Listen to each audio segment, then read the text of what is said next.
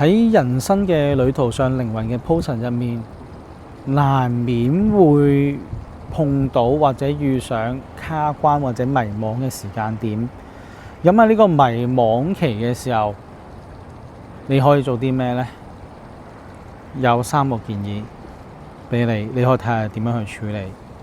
第一個建議係喺迷惘期嘅時候要接受呢種迷惘嘅感覺，因為迷惘期佢係意味着你已經開始出現個轉變或者轉化。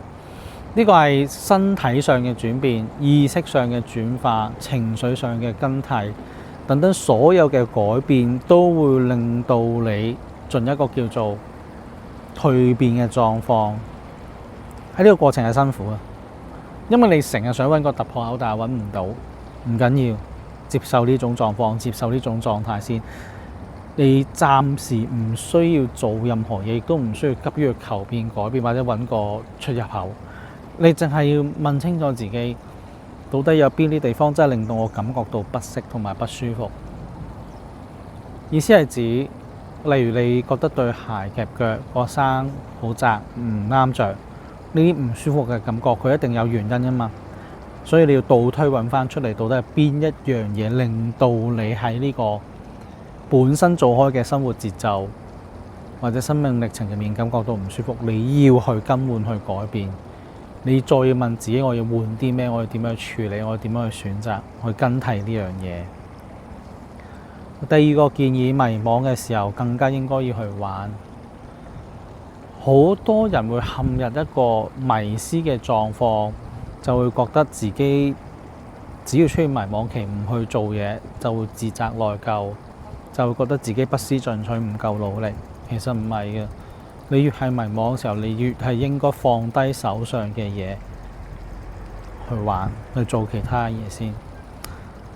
因為你而家做緊嘅嘢，或者你而家嘅模式，你已經覺得唔舒服嘅時候，你繼續做落去，其實佢都唔舒服。即係好似對鞋唔啱着，你繼續着都係唔啱着。即係除非你想掙爆佢，或者整到自己腳受傷嘅啫。咁所以暫時放低手上嘅嘢去玩，去探索，會係一個比較好嘅解決方法，令到你可以揾到啲生活上或者生命入面嘅提示，再繼而作出一個更改或者選擇。第3樣嘢，迷惘期嘅時候，多去睇一睇外在嘅世界，再睇睇內在嘅世界。睇睇外在嘅世界係你要知道呢個世界發生啲咩事，你自己周遭環境發生啲咩事情，你係唔係被身邊嘅人事物所影響到你，令到你產生動搖？你要睇睇外在嘅世界發生啲咩事。有啲嘢會有參考價值，有啲冇，要自己去分辨，要自己去處理。但係一定要俾自己有呢個意識去睇睇周圍嘅世界係點樣樣。呢個世界唔一定指你去旅行，或者係你望望身邊嘅人事物，會唔會其實佢哋已經亦都轉變咗，或者轉變緊呢？係你唔知嘅時間點入面，會唔會佢哋係經歷咗啲嘢而改變，繼而影響到你呢？諗清楚，好去望下呢條路。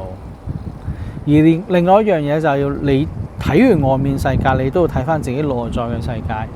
到底內在嘅自己一路行到今日，你當初所渴望、所追求、所想要嘅嘢，你有冇沿着呢條軌道一直去行，一直去處理，或者一直去實現呢？定係你喺中途站嘅時候已經唔記得咗你本身嘅目標目的去邊呢？有陣時，所謂嘅迷惘期，佢更加大嘅用意係俾次機會你自己去反思你自己嘅內心。你到底真正渴望嘅係啲乜嘢嘢？你想要嘅啲乜嘢？你需要嘅啲乜嘢嘢？而你又有冇去向住呢個目標或方向去前行？呢個先至係真正解決所謂迷惘或者卡關嘅個狀況或者提示。